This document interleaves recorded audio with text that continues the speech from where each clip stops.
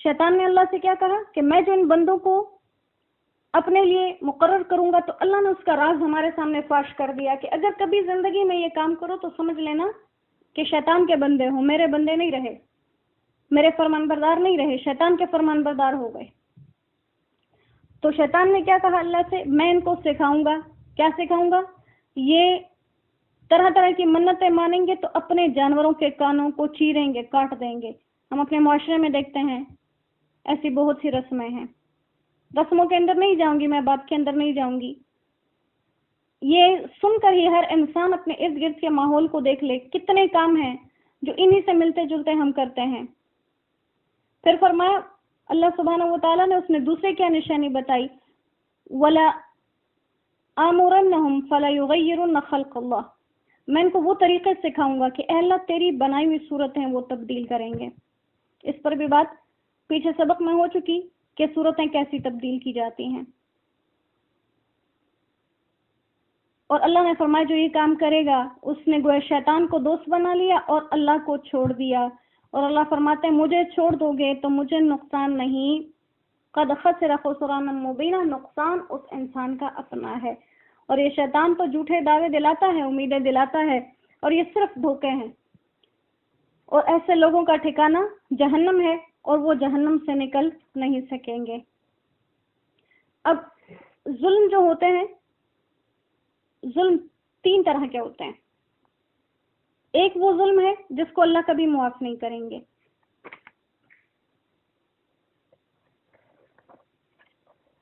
दूसरा वो है कि जिसकी मग़फ़िरत हो सकेगी। तीसरी किस्म जुल्म की वो है कि जिसका बदला लिए बगैर अल्लाह ताला उस इंसान को नहीं छोड़ेंगे। तो पहला जुल्म जिसकी बिल्कुल मुआफ़ी नहीं है वो शिर्क है। अल्लाह फरमाते हैं मैं इसको नहीं माफ करूंगा। और शिर्क जुल्म क्यों है? कुरान पाक की सूरह लुक़मान के अंदर है, हजरत लुक़मान ने अपने बेटे को नसीहत करते हुए फरमाया था, ऐ मेरे बेटे शिर्क ना करना, इन्न शिर्क लज़ुल्मुन अज़ीम, शिर्क करना बहुत बड़ा जुल्म है। तो ये कुरान से ही साबित है। और अल्लाह फरमाते हैं ये ऐसा जुल्म है जिसको माफ नहीं करूंगा। दूसरा हुकूकुल्लाह में कोताही है, तो ये वो है जिसको अल्लाह चाहेंगे माफ करते जाएंगे, अल्लाह के अपने हुकूक हैं जिसको चाहे माफ करते जाएंगे। और तीसरे वो हैं जो हुकूकुल इबाद हैं, तो इनका बदला लिया जाएगा और फिर उस इंसान को छोड़ दिया जाएगा। फिर उसमें शिर्क की हकीकत बता दी कि शिर्क असल में कहते किसको हैं। तो शिर्क ये है कि अल्लाह के सिवा किसी भी मखलूक को, चाहे वो इंसान हो, जानवर हो, सूरज चांद सितारे सैयारे कुछ भी हो, किसी भी मखलूक को इबादत में या मोहब्बत में और इज्जत में अल्लाह के बराबर समझना। जैसे हम अगर इस लिहाज से देखें तो हम सबसे बड़े मुशरिक बन जाते हैं, क्योंकि हम मौजूदा दौर में अपने मुआशरे को अहमियत देते हैं, अपने रस्म को अहमियत देते हैं, अल्लाह को नहीं देते। एक तरफ अल्लाह का हुक्म आ जाता है, एक तरफ हमारी मुआशरती रस्म आ जाती है, हम रस्म को पूरा करते हैं, हम अल्लाह को छोड़ देते हैं। शिर्क हो गया क्योंकि हमने रस्म को ताज़ीम दी ना कि ये जरूरी है, अल्लाह का हुक्म जरूरी नहीं, तो ये शिर्क हो गया। और फरमाया कि ये जो शिर्क करने वाले लोग हैं, चाहे वो इसको, अब हम ये तो नहीं कहते कि ये जो रस्में हैं इन्होंने जमीन बनाई है और इन्होंने आसमान बनाए हैं, ये तो हमारा अकीदा नहीं है। लेकिन एक वक्त आ गया, तकाजा आ गया, अल्लाह का तकाजा कुछ और है, वक्त का तकाजा कुछ और है, तो फिर हम वक्त के तकाजे को देखते हैं, अल्लाह के तकाजे को छोड़ देते हैं, तो ये शिर्क हो जाता है। जो ये मुशरिकीन, ये पत्थरों के बुत बनाने वाले, ये सब चीजें, ये चांद सितारों को, सूरज को पूजने पाजने वाले लोग, वो कोई ये तो नहीं कहते कि ये जमीन आसमान इन्होंने बनाए। अल्लाह ने कुरान पाक में बार बार कहा है, इन मुशरिकीन से पूछ लो कि जमीन आसमान ने और ये सारी चीजें किसने बनाई है, तो एक ही जवाब देंगे कि अल्लाह ने, लेकिन फिर भी मानेंगे बाकी चीजों को।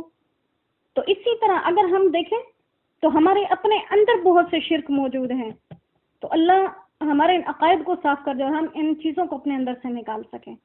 शिर्क सिर्फ यही नहीं है कि बुत के आगे हाथ बांध के, हर वो चीज हमारा बुत है जिसे हम अल्लाह पर तरजीह दे देते हैं, वो हमारी अपनी ख्वाहिश भी हो सकती है।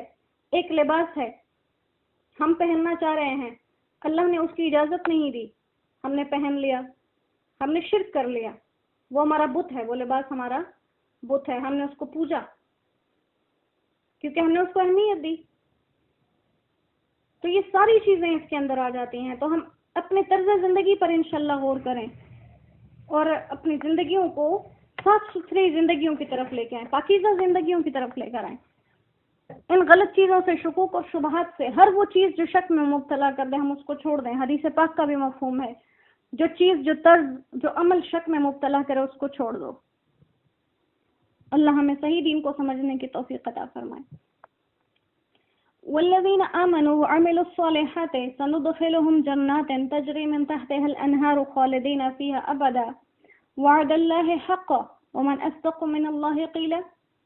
والذین آمنوا، اور وہ لوگ جو ایمان لائے، وعملوا الصالحات، اور نیک اعمال کیے، سندخلهم جنات، ہم ان کو ایسے باغوں میں داخل کریں گے، تجری من تحتها الانہار، جن کے نیچے نہریں بہ رہی ہیں، خالدین فیہا ابدا، ان میں ہمیشہ رہیں گے.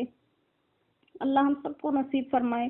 وعد اللہ حق، اللہ کا وعدہ سچا ہے اور ہمیں اللہ کے ہر وعدے پر یقین ہے. ومن اصدق من اللہ قیلا، اور اللہ سے زیادہ سچی بات کس کی ہو سکتی ہے؟ بلا شبہ اللہ سے زیادہ سچی بات کسی کی بھی نہیں ہو سکتی. لیس بامانیکم، نہ ہی آپ لوگوں کی امیدوں پر، ولا امانی اہل الکتاب، اور نہ ہی اہل کتاب کی امیدوں پر کوئی مدار ہے. من یعمل سوءا، بلکہ جو کوئی بھی برا کام کرے گا، یجزا بھی، اس کو اس کا بدلہ دیا جائے گا. ولا یجد له من دون اللہ، اور آپ نہیں پائیں گے اللہ کے سوا ولیا، کوئی حمایتی، ولا نصیرا، اور نہ ہی کوئی مددگار. ومن یعمل من الصالحات، اور جو کوئی بھی نیک عمل کرے، من ذکر، چاہے وہ مرد ہو، او انثى، یا عورت ہو، وهو مؤمن، اور وہ مومن ہو، فاولئک يدخلون الجنہ، وہ لوگ جنت میں داخل ہوں گے، ولا یظلمون نقیرا، اور ان پر ایک تل کے برابر بھی ظلم نہیں ہوگا. ومن احسن دینا، اور بہتر دین کس کا ہو سکتا ہے؟ ممن، اس شخص کی نسبت، اسلم وجہہ للہ، جس نے اپنی پیشانی اللہ کے حکم پر رکھ دی. وہو محسن، اور وہ نیکی کے کاموں میں لگا ہوا ہے.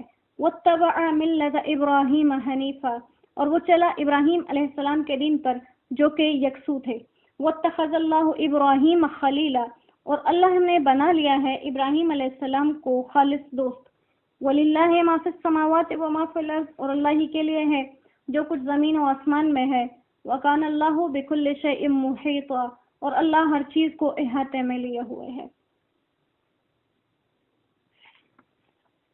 یہاں پر بھی انسان کو دنیا کے اندر رہنے کے طرز کے بارے میں بتایا جا رہا ہے کہ دنیا کے اندر طرز زندگی کیسا ہونا چاہیے.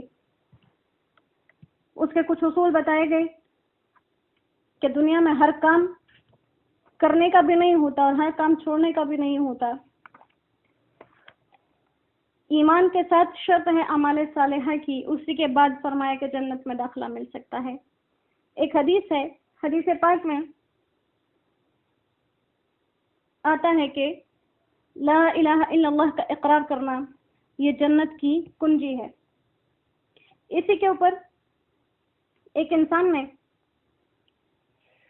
کسی بزرگ سے پوچھا کہ آپ لوگ تو کہتے ہیں کہ لا الہ الا اللہ جنت کی کنجی ہے، تو پھر اعمال کی کیا ضرورت ہے؟ جب کسی نے کلمہ پڑھ لیا تو وہ سیدھا جنت میں چلا جائے گا.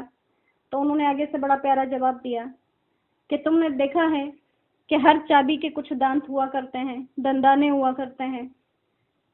تو اسی طرح لا الہ الا اللہ یہ چابی تو ہے، لیکن نیک اعمال اس کے لیے اس کے دندانے ہیں، اور ایسی چابی جس کے دندانے خراب ہو جائیں اس سے تالے نہیں کھلا کرتے.